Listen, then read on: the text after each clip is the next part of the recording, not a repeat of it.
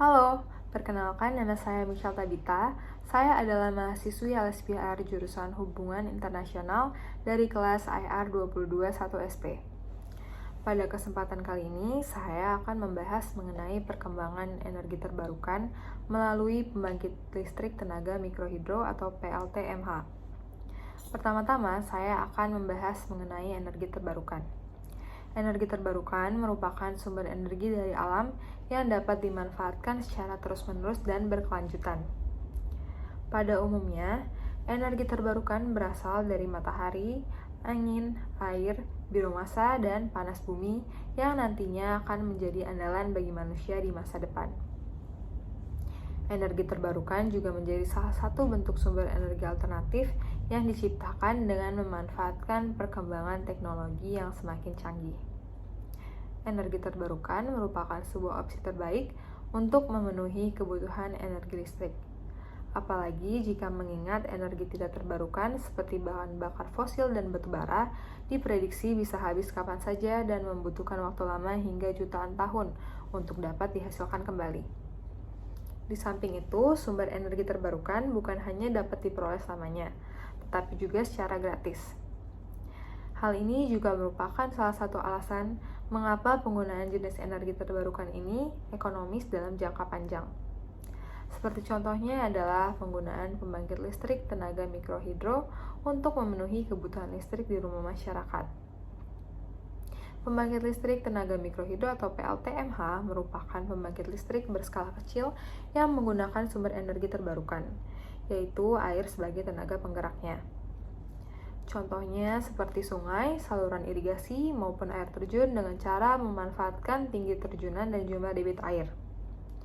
Mikrohidro memanfaatkan energi potensial jatuhan air, di mana semakin tinggi jatuhan air, maka semakin besar energi potensial air yang dapat diubah menjadi energi listrik.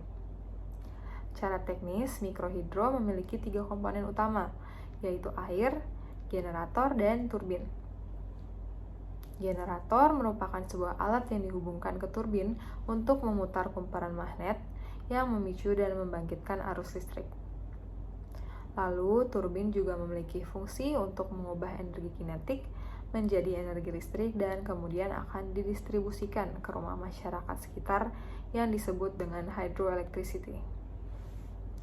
Energi aliran air yang berpindah dari tempat tinggi ke tempat yang lebih rendah dimanfaatkan untuk memutar kincir atau turbin sehingga menghasilkan sebuah energi mekanik. Energi tersebut lalu diteruskan menggunakan poros yang sudah terhubung dengan generator. Arus listrik akan dihasilkan oleh generator tersebut dan kemudian dihubungkan ke jaringan transmisi yang terhubung ke rumah masing-masing masyarakat. Pembangkit listrik tenaga mikrohidro sangat cocok untuk menjangkau ketersediaan energi listrik di daerah-daerah pedesaan yang terpencil. Pembangkit listrik tenaga mikrohidro juga ramah lingkungan karena tidak menghasilkan emisi gas atau limbah lain. Berikut merupakan beberapa kategori utama pembangkit listrik tenaga air, dimulai dari skala yang paling kecil hingga skala yang paling besar. Yang pertama ada picohydro, yang kedua ada microhydro, yang ketiga ada mini hydro, dan yang keempat ada small hydro. Data di atas dapat diperoleh berdasarkan klasifikasi yang dibuat oleh Integrated Microhydro Development and Application Program. Selanjutnya, saya juga akan membahas mengenai beberapa komponen elektrikal dan mekanikal yang terdapat dalam pembangkit listrik tenaga mikrohidro atau PLTMH.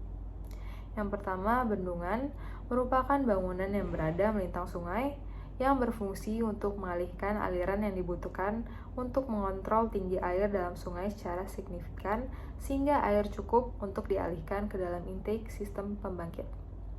Yang kedua, ada saluran penyadap atau lubang intake yang merupakan pintu masuk sebagai jalan masuknya air dari sungai ke saluran pembawa melalui beberapa proses penyaringan agar air benar-benar bersih.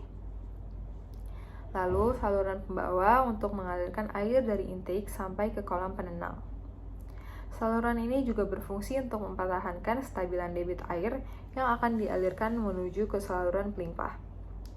Saluran pelimpa memiliki fungsi untuk menggunakan kelebihan air yang sebelumnya dialirkan oleh saluran pembawa. Kolam penenang memiliki fungsi untuk mengendapkan dan menyaring kembali air agar tidak ada kotoran masuk yang dapat merusak turbin. Kolam penenang juga menenangkan aliran air yang akan masuk ke dalam pipa pesat. Selanjutnya, pipa pesat merupakan pipa yang mengalirkan air dari kolam penenang menuju ke turbin. Powerhouse merupakan bangunan yang diberi atap dan menyerupai rumah untuk melindungi peralatan dari hujan dan gangguan-gangguan lainnya. Yang terakhir ada saluran pembuang, berfungsi untuk mengeluarkan air setelah memutar turbin. Komponen-komponen ini sangatlah penting diperhatikan agar pembangkit listrik tenaga mikrohidro dapat berfungsi dengan baik sehingga kebutuhan suplai daya pada daerah-daerah pedesaan dapat terpenuhi.